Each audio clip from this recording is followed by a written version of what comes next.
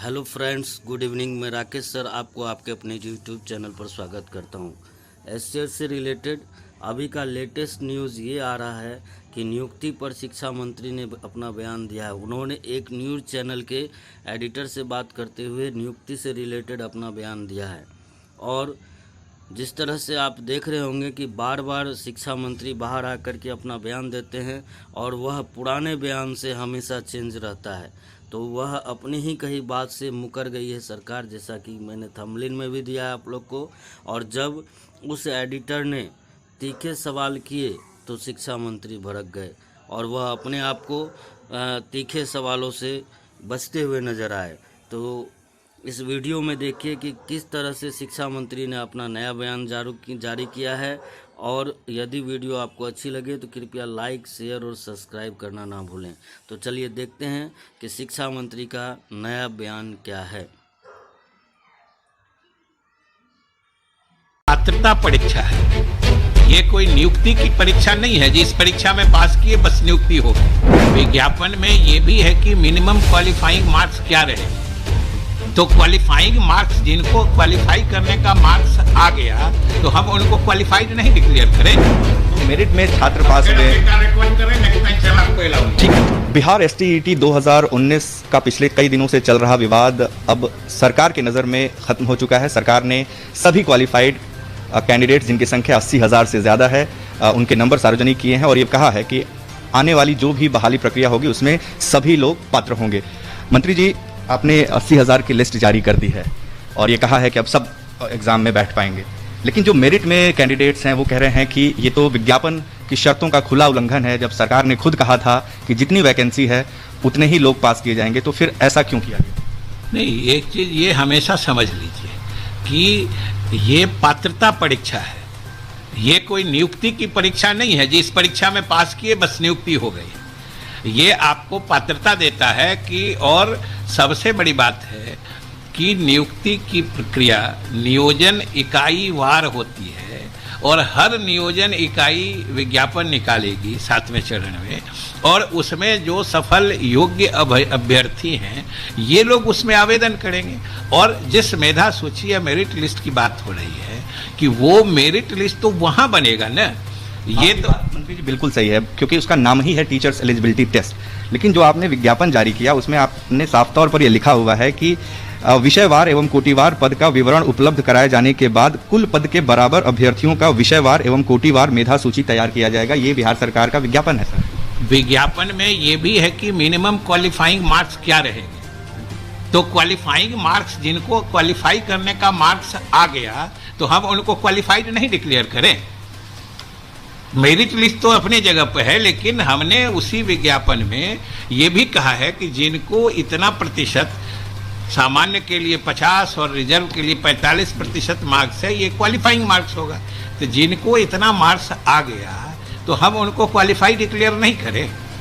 जब सरकार के विज्ञापन में ही भी ये भी बात है तो वो क्वालिफाइड है, और जो क्वालिफाइड है, और आप अभी तो ये तो 19 की बात है, लेकिन पद की बराबरी तो ये तो 19 की बात है। अभी तो 2011 के जो पास हैं, सरकार, केंद्र सरकार के फैसले के मुताबिक उनकी भी पात्रता बन गई है। तो इसमें तो वैकेंसी के बराबर तो लिस्ट वहां बनता है ना जहां पर नियुक्ति की प्रक्रिया होती है, यहाँ तो पात्रता की प्रक्रिया है। इसलिए ये फर्क हमेशा समझा जाए। माध्यमिक शिक्षा के निदेशक ने बिहार बोर्ड को ये लेटर लिखा था 30 सितंबर 2019 को, और उसमें उन्होंने साफ लिखा था कि इस क्रम में यह भी सूचित करना है कि माध्यमिक शिक्षक पात्रता परीक्षा 2019 में माध्यमिक और उच्च माध्यमिक प्रक्षेत्र अंतर्गत विभाग द्वारा माध्यमिक शिक्षक पात्रता परीक्षा 2019 के लिए उपलब्ध कराई गई रिक्तियों के बराबर अभ्यर्थियों को उत्तीर्ण कराया जाए। इसका मतलब साफ है कि जितनी 37,000 वैकेंसी थी उतने लोगों को ही आपको पास कराना था सर। आपने कहा कि ये पात्रता परीक्षा है, मेरिट इसमें नहीं था, लेकिन ये हाई कोर्ट में बिहार बोर्ड ने ये काउंटर दिया हुआ और इसमें साफ लिखा हुआ है कि that STET 2019 had not been a qualifying examination, rather it is in the nature of competitive examination to select the best teacher। Sir ये सारी बातें तो आपने ही कही हुई हैं सर। आप ये बात दूसरी बार बोल रहे हैं और हम भी आपको वो चीज़ दूसरी बार बता रहे हैं कि ये तो मेरिट जो है, कोई भी बताइए कि कोई भी परीक्षा होती है उसमें जो अंक आते हैं तो उसके आधार पर मेरिट लिस्ट बनता है कि नहीं बनता है? उसके आधार पर मेरिट लिस्ट बनता है। लेकिन वो मेरिट लिस्ट किस चीज के लिए है? वो पात्रता का मेरिट लिस्ट है ना, नियुक्ति का मेरिट लिस्ट नहीं है। ये फर्क समझना चाहिए। और ये सही है कि उस समय जो कहा गया था, कभी कभी ये अनुमान होता है कि उतने लोग आते, अभी भी बहुत सारे आप देखे होइएगा जो डिटेल हम लोग कोटिवार दिए हैं, उसमें से बहुत जगह सीट के मुताबिक लड़के क्वालिफाई ही नहीं कर पाए, ये भी उस डिटेल में है। तो इसलिए वो चीजें अपनी जगह पर हैं। इसलिए अब किसी को भी, आपको भी इस मामले को और अकारण उलझाने से अच्छा है कि सीधा लड़कों को सही चीज समझ के सही दिशा की तरफ वो चले और इंतजार करें।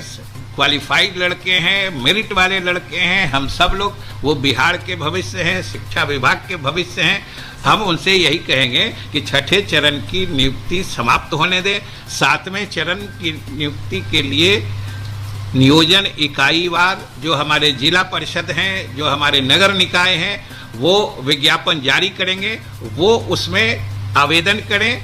उस हिसाब से अब ये बताइए कि कोई आदमी नियोजन में कहीं भी मेरिट लिस्ट में है, अगर नियोजन इकाई विज्ञापन निकालती है और वो कहीं अप्लाई नहीं करें तो उनकी नियुक्ति हो जाएगी। तो फिर सवाल ये आ रहा है कि सुप्रीम कोर्ट की गाइडलाइन है, सुप्रीम कोर्ट ने साफ कहा हुआ है कि विज्ञापन में कोई बदलाव नहीं किया जा सकता। सर एक आखिरी सवाल, विज्ञापन में कोई बदलाव नहीं किया, अब आपको सब बात कर दिया सर। जो मेरिट में छात्र पास हुए, रिकॉर्ड कर रहे हैं, नेक्स्ट टाइम से हम आपको अलाउ नहीं। ठीक है, तो बिहार के शिक्षा मंत्री जिन्होंने अपनी पूरी बात रखी और ये कहा कि चूंकि ये पात्रता परीक्षा थी और उम्मीद नहीं की गई थी कि इतने ज्यादा अभ्यर्थी इस परीक्षा में शामिल होंगे, इसलिए जो रिजल्ट है वो बाद में बढ़ा है और तकरीबन 80,000 से ज्यादा जो अभ्यर्थी हैं अब वो इस परीक्षा में पास हुए हैं। और आने वाले 7वें चरण या फिर उसके बाद जो भी बहाली प्रक्रिया होगी उसमें न सिर्फ 2019 STET के पास अभ्यर्थियों को मौका मिलेगा, बल्कि अब जबकि TET के सर्टिफिकेट की वैलिडिटी लाइफ टाइम हो चुकी है, तो 2011 के वो कैंडिडेट जिनकी उम्र सीमा आने वाले चरणों के लिए पात्र होगी, उन्हें